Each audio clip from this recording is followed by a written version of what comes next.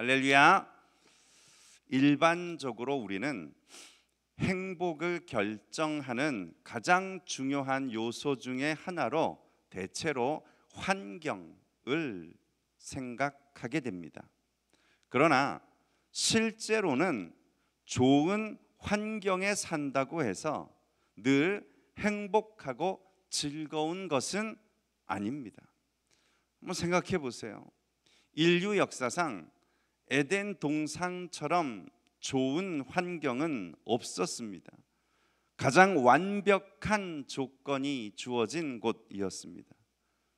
그런데 그렇다고 해서 아담과 하와가 그 에덴 동산에서 만족을 누리며 살았느냐 하는 거예요. 아닙니다.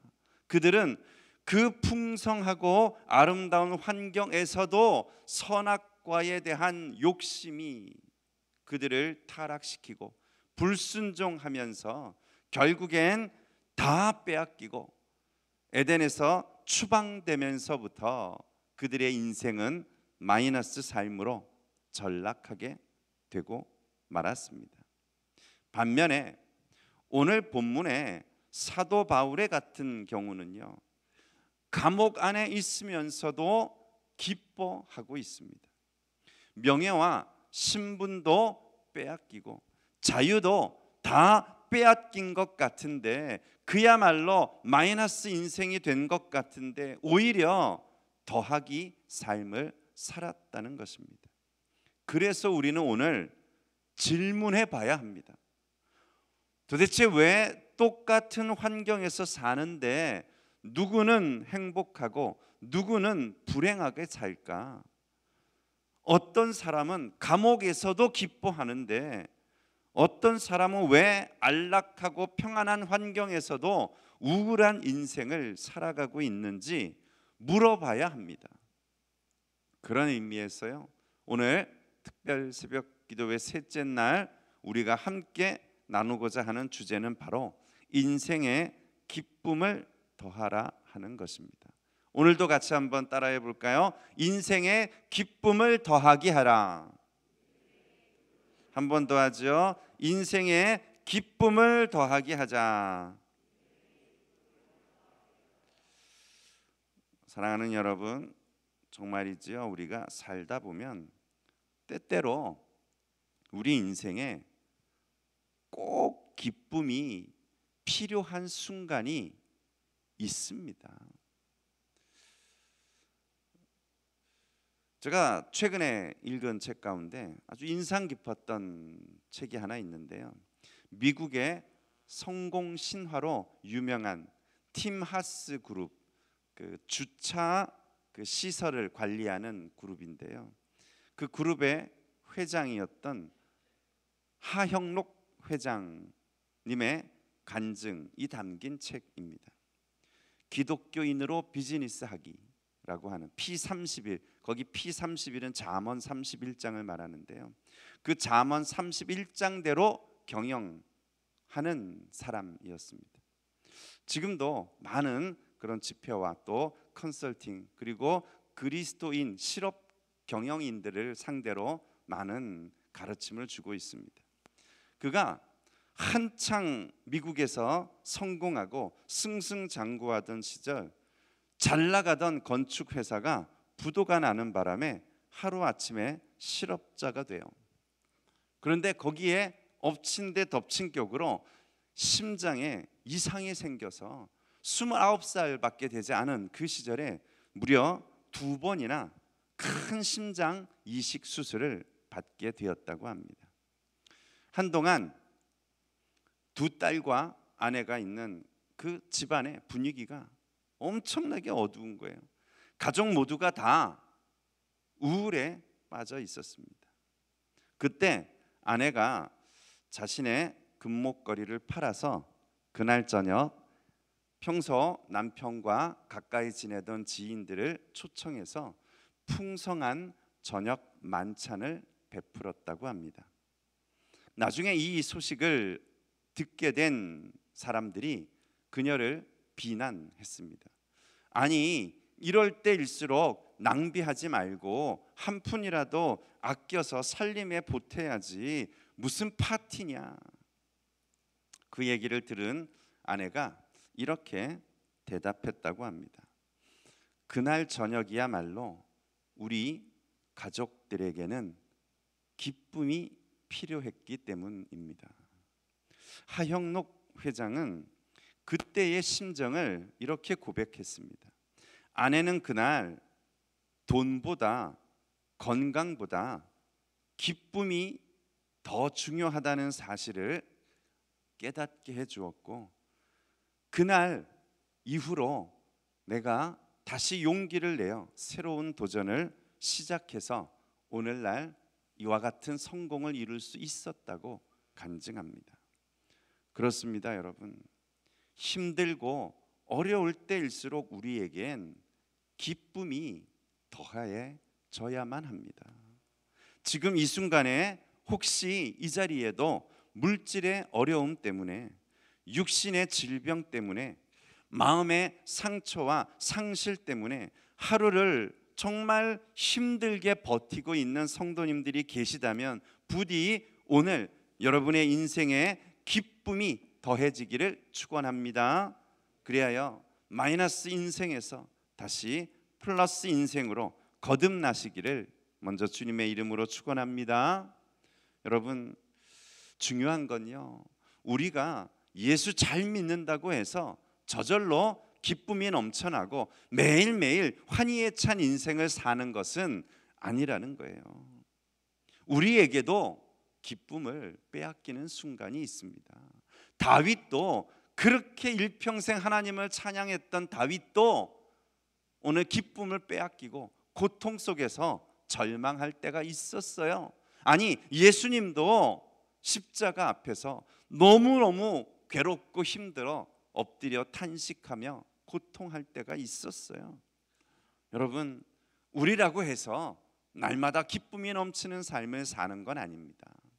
그러면 어떻게 해야 하나요?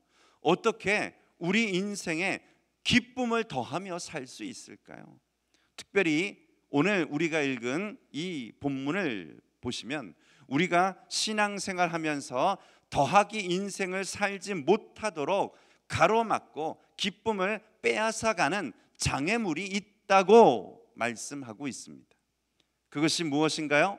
14절에 보니까 우리 안에 있는 원망과 시비가 바로 그 장애물이라는 거예요. 우리 안에 기쁨이 더해지지 못하도록 막아놓는 것은 외부에서부터 오는 환경의 어려움과 고난과 핍박이, 가난이 아니라 안에서부터 시작되는 원망과 시비가 기쁨을 더하지 못하게 막는다는 거예요. 오늘 보세요. 바울은요, 빌립보 교회 성도들이 기쁨으로 신앙생활하지 못하는 이유를 주저없이 이렇게 지적합니다. 14절, 모든 일을 원망과 시비가 없이 하라. 그 말은 원망과 시비가 우리의 일을 방해하고 그래서 기쁨으로 일하지 못하게 막고 있기 때문이라는 거예요. 교회 밖에서부터 오는 핍박과 환난이 기쁨을 빼앗아간 원인이 아니라 교회 안에 성도들 간의 원망과 시비가 교제를 막게 만들고 기도를 막아버려서 기쁨을 빼앗아 간다고 말씀하는 것입니다. 여러분, 사실 이것이 빌립보 교회만의 문제겠습니까? 오늘 이건 지금 우리의 문제일 수 있고, 우리 가정의 문제일 수도 있고, 우리 일터의 문제일 수도 있고, 우리 교회의 문제일 수도 있습니다. 정말이죠. 우리 인생을 불행하게 만드는 건 환경이 아닙니다.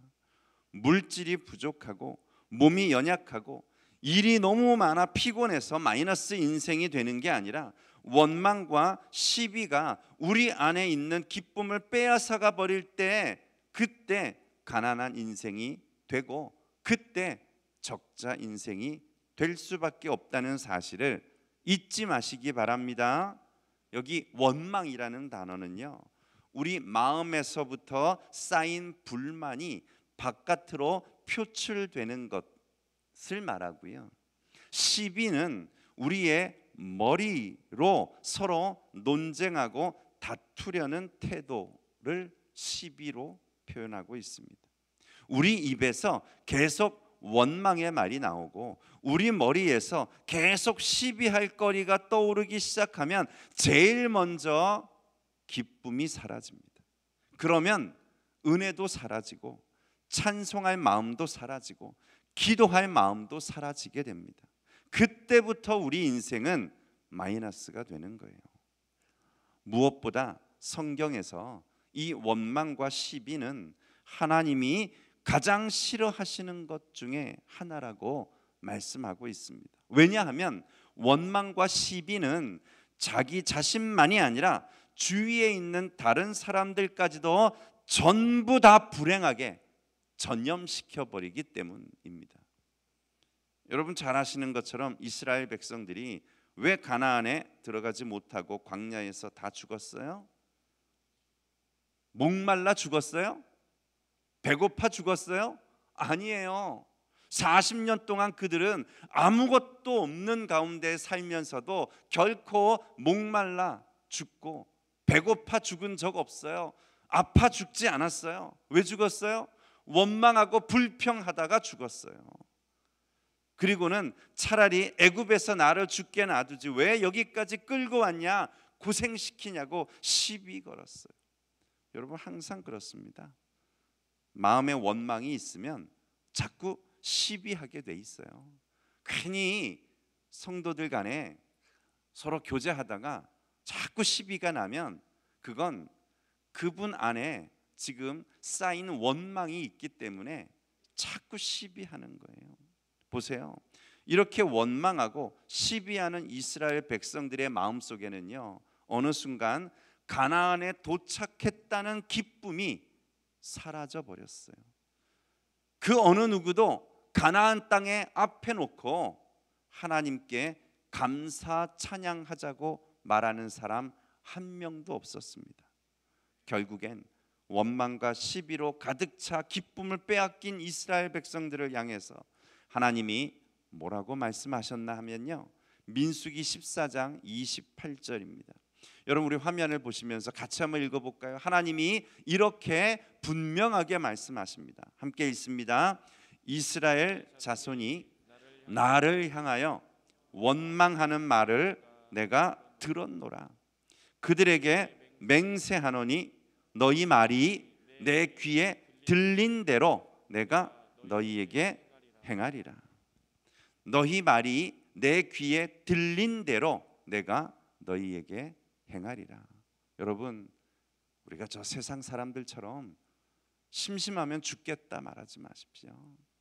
틈만 나면 죽겠다가 우성치면 하나님은 우리 말이 들린 대로 우리에게 행하십니다. 여러분 정말 주의하세요. 하나님은 우리의 말을 따라서 반응하십니다. 그들 마음에 기쁨이 빠져나가 버리니까 인생이 마이너스가 되고 지경이 넓어지기는커녕 가나안을 앞에 두고도 끝내 그 땅을 밟아보지도 못한 채 다 죽고 말았습니다. 늘 죽겠다, 여기서 죽는 게 낫다 아우성치니까 그들은 다 그 말대로 이루어졌어요. 정말이죠 여러분. 하나님은 우리가 기뻐하지 않는 것을 결코 우리에게 주시지 않습니다. 우리 인간도 저 사람이 원하지 않으면 안 주는데 하나님도 우리가 원하지 않고 기뻐하지 않는다면 안 주시는 거예요. 가정에서 남편을 원망하고 집에서 아내를 원망하면 오늘 이 시간 우리가 아무리 간절히 기도해도 절대로 행복한 가정을 이룰 수 없습니다. 교회 안에서 여러분이 100만 번 기도한다 할지라도 성도 간 원망과 시비를 일삼는다면 결코 믿음의 지경이 넓어질 수 없고 신앙생활의 기쁨을 누릴 수 없다는 사실을 기억하시기 바랍니다. 아무쪼록이요. 오늘 우리가 기도하기에 앞서 무엇보다 우리의 기도를 가로막고 있는 원망과 시비, 이 쓴 뿌리를 빼내어 버리고 거기에 기쁨을 플러스함으로 은혜 충만, 감사 충만을 더하기 인생이 되시기를 주의 이름으로 축원합니다. 또 한 가지요. 오늘 본문에서 그 뒤에 계속 강조하는 내용이 뭐냐면요, 기뻐하고 또 기뻐하고 항상 기뻐하겠다라고 말하는 이유를 그 앞에 밝혀두고 있잖아요.